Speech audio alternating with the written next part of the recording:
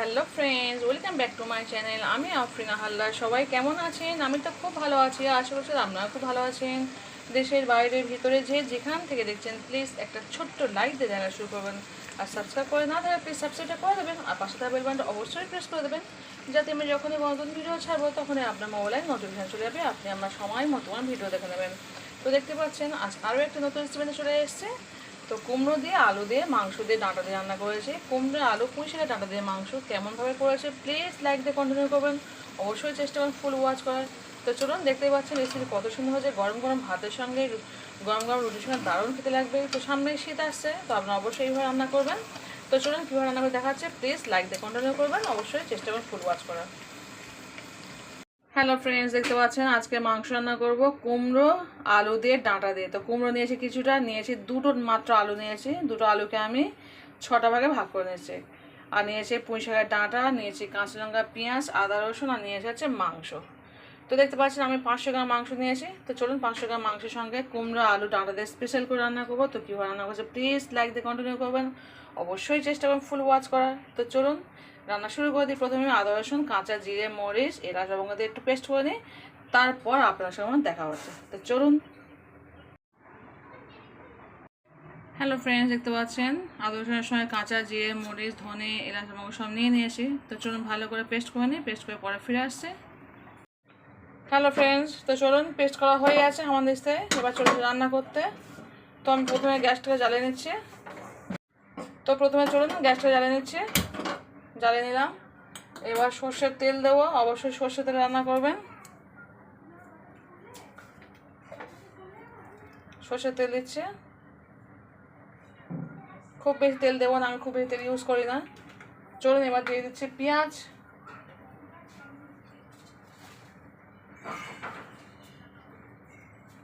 তেল একটু গরম হোক, হলে পেঁয়াজ দিচ্ছি।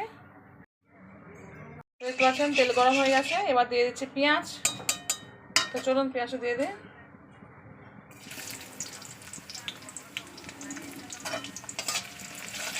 পেঁয়াজটা একটু লালি হয়ে গেলে দিয়ে দেবো মাংস, যে 500 গ্রাম মাংস আমি নিয়েছি। চলুন দিয়ে দিচ্ছি মাংস।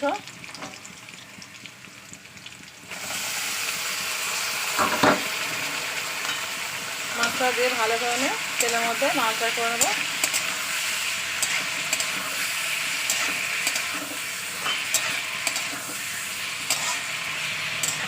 এক থেকে 2 মিনিট একটু তেলের মধ্যে কষিয়ে নেবো। চলুন এবার দিয়ে দেবো আমি আদা রসুন পেস্ট। ফিরে এসছে 2 মিনিট পরে। 2 মিনিট ধরে আমি একটু মাংসটা একটু তেলের উপরে কষিয়ে নিলাম। চলুন দিয়ে দেবো এবার আদা রসুন পেস্ট, যে আমি হামানদিস্তা আদা রসুন পেস্ট করেছি সেটাকে দিয়ে দিচ্ছি। অল্প একটু ধুয়ে জল দেবো, হামানদিস্তা ধুয়ে একটু জল দিয়ে দেবো, দিয়ে ভালো করে এখন কষাবো 2 মিনিট ধরে। চলুন একটু ধুয়ে জল দিয়ে দিচ্ছি।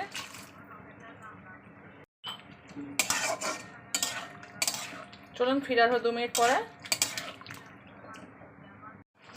তো চলে এসছে পুরো 2 মিনিট পরে। তো চলুন এবার আমি দিয়ে দেবো লবণ আর হলুদ। আপনারা যদি মনে করেন গুঁড়ো লঙ্কা দেবেন তো দিতে পারেন, কিন্তু আমার যেহেতু বাচ্চা খাবে তাই আমি গুঁড়ো লঙ্কা একদমই ইউজ করছি না, জাস্ট লবণ হলুদ দিয়েছি। আমি 2 চামচ লবণ দিয়েছি আর 1 চামচ হলুদ দিয়েছি।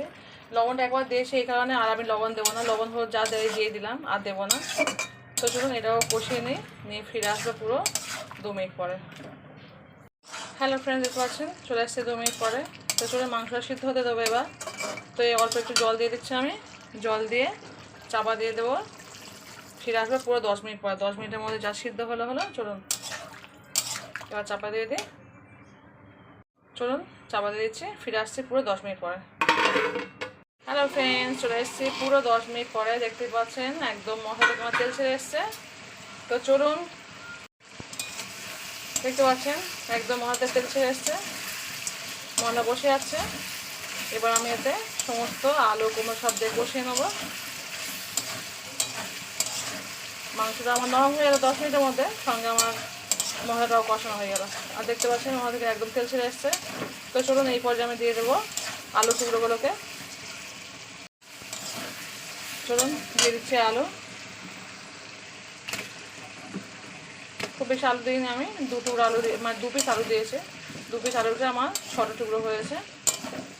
একটা আলু 4টে ভাগ করেছে, একটা আলু 2টো ভাগ করেছে। চলুন এই তেলে আমি ভালো করে আলুটাকে কষিয়ে নেবো। 2 মিনিট কষিয়ে পরে ফিরে আসছে। ফ্রেন্ড দেখতে পাচ্ছেন আলুটা কষিয়ে নিয়ে 2 মিনিট পর ফিরে এলাম। তো চলুন আলুটা কষানো হয়ে গেছে, এবার আমি ডাঁটা আর কুমড়োটাকে দিয়ে দেবো, দিয়ে ভালো করে কষিয়ে নেবো। দিয়ে দিচ্ছি কুমড়ো আর ডাঁটা একসঙ্গে দিয়ে দেবো, দিয়ে ভালো করে কষিয়ে নেবো। আমি যেভাবে রান্না করছি এইভাবে একবার কষিয়ে কষিয়ে রান্না করে দেখবেন, খেতে দুর্দান্ত লাগে। 2 থেকে 3 মিনিট কিন্তু আমি আলুটা ভালোভাবে কষিয়েছি, কষিয়ে চলে এসেছে এবার কুমড়ো আর ডাঁটা দিতে। আর মশলা তো আমি আগেই সব দিয়েছি, সেই কারণে মশলা হলুদ লবণ যা দেওয়ার সবটাই দিয়ে দিয়েছি, যাতে পরে না দিতে হয়। চলুন আবার ফিরে আসবো পুরো 2 মিনিট পরে। 2 মিনিট ধরে আমি যেটা কষাবো, কষে ফিরে আসছে। হ্যালো ফ্রেন্ড দেখতে পাচ্ছেন পুরো 2 মিনিট ধরে আমি কষিয়েছি। তো 2 মিনিট কষানোর পর আমি এবার দিয়ে দেবো খুব বেশি জল দেবো না, যেহেতু খুব বেশি ঝোল ঝোল হবে না, একটু মাখো মাখো হবে আর কুমড়োটা একটু গলে গলে মতো যাবে, তাই আমি 1 গ্লাস পরিমাণ জল দেবো। পুরো 2 থেকে 3 মিনিট আমি কষিয়েছি, আমার মশলা বসে যাচ্ছে। যেহেতু আমি খুব বেশি তেল ইউজ করিনি, সেই কারণে মশলাটা একটু বসে যাচ্ছে। তো আমি চলে আমার জল দিয়ে দিচ্ছি পুরো 1 গ্লাস পরিমাণ জল দেওয়া হয়ে গেল। তো চলুন এবার আমি এটা চাপা দিয়ে দেবো, ফিরে আসবো পুরো 20 মিনিট পরে। 20 মিনিটের মধ্যে আমার রান্না পুরো কমপ্লিট হয়ে যাবে। আর বেশি ঘানা দেবো না, দিয়ে দেবো অল্প একটু কাঁচা লঙ্কা ছড়িয়ে দেবো। চলুন কাঁচা লঙ্কা ছড়িয়ে দিই। দেখতে পাচ্ছেন দিয়ে দিচ্ছি কাঁচা লঙ্কা, যেহেতু আমার বাচ্চা খায় তাই আমি গোল লঙ্কাটা ইউজ করি না। আপনারা চাইলে কিন্তু ঝাল যদি কেউ খেতে চান অবশ্যই গোল লঙ্কা ইউজ করতে পারেন। আমি তো ঝাল খাই না, এই গোটা কাঁচা লঙ্কা ফেলে দিই। এই লঙ্কাটাই আমরা বড়রা একটু বড় বোন তো বাবা আমি, আর তো কেউ নেই, দূরে আমার ছোটো বাচ্চা, তাই ওরা কেউ আর লঙ্কা খায় না। তো চলুন, তো দেখতে পাচ্ছেন কালারটা কত সুন্দর এসছে। চলুন এবার চাপা দিয়ে দিই, পুরো 20 মিনিট পরে আসবে। 20 মিনিটের মধ্যে আমার সমস্ত মাংস দিয়ে অলরেডি আমি 10 মিনিট ধরে সিদ্ধ করেছি, অনেকটাই সিদ্ধ হয়ে গেছে। এবার আলু কুমড়ো ডাঁটা যা আছে 20 মিনিটের মধ্যে আমার ইনশাল্লাহ পুরো সিদ্ধ হয়ে যাবে। তো চলুন চাপা দিয়ে দিচ্ছে, ফিরে আসবে পুরো 20 মিনিট পরে। দেখা হচ্ছে আবার 20 মিনিট পরে। চলুন, যদি কেউ লাইক না দিয়ে থাকেন প্লিজ লাইকটা দিয়ে দিন। চলুন 20 মিনিট পর ফিরে আসছি।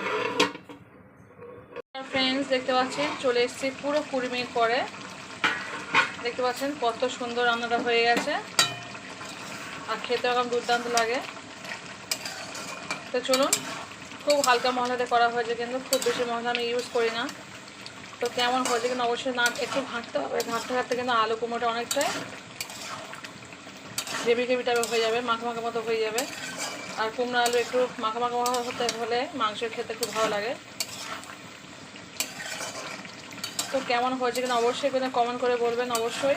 আর প্লিজ সবাই একটু ছোট্ট লাইক দিয়ে দেখা শুরু করবেন, লাইক দিয়ে দেখলে কিন্তু অনেকটা শেয়ারে কাজ করে। আমি জানি আপনারা কেউ ভিডিও শেয়ার করবেন না, যদি করেন খুবই ভালো, অসংখ্য অসংখ্য ধন্যবাদ। আর যদি না করেন অন্তত একটা ছোট্ট লাইক দিয়ে দেবেন, কারণ একটা লাইক আমাদের ভিডিও বানাতে অনেকটাই সাহায্য করে, আর আপনাদের কমেন্ট আমাদের ভিডিও বানাতে অনেকটাই সাহায্য করে। তো লাইক কমেন্ট সেইভাবে খুব প্রয়োজন আমাদের একটা রেসিপি করার জন্য। তো দেখতে পাচ্ছেন এরকম ঘাঁটতে ঘাঁটতে কুমড়োগুলো করে একদম গলে গেছে, আর গ্রেভিটা দেখতে পাচ্ছেন অনেকটা গাঢ় হয়ে গেছে। তো চলুন রান্নাটা আমি এখানেই শেষ করে দিলাম। সবাই ভালো থাকবেন, সবাই সুস্থ থাকবেন, পরিবারকে বেশি বেশি করে সবাই সময় দেবেন, নিজে ভালো থাকবেন, অপরকে ভালো লাগার চেষ্টা করবেন। তো আমার রান্নাটা কেমন হয়েছে কিনা অবশ্যই বলবেন। কুমড়ো আলু পুঁই শাকের ডাঁটা দিয়ে গরুর মাংসের রেসিপি অবশ্যই কমেন্ট করে জানাবেন। গরম গরম রুটির সঙ্গে গরম গরম ভাতের সঙ্গে দারুণ খেতে লাগবে। সামনেই শীত আসছে, তো শীতের সময় এরকম সুন্দর সুন্দর রান্না করে অবশ্যই খাবেন, আর আমাকে কমেন্টে জানাবেন রান্না করে কেমন হচ্ছে। তো চলুন আজকে এই পর্যন্ত বিদায় নিচ্ছি, পর থেকে নতুন কোনো রেসিপি ফিরে আসবো। টাটা বাই, আল্লাহ হাফিজ, গুড নাইট।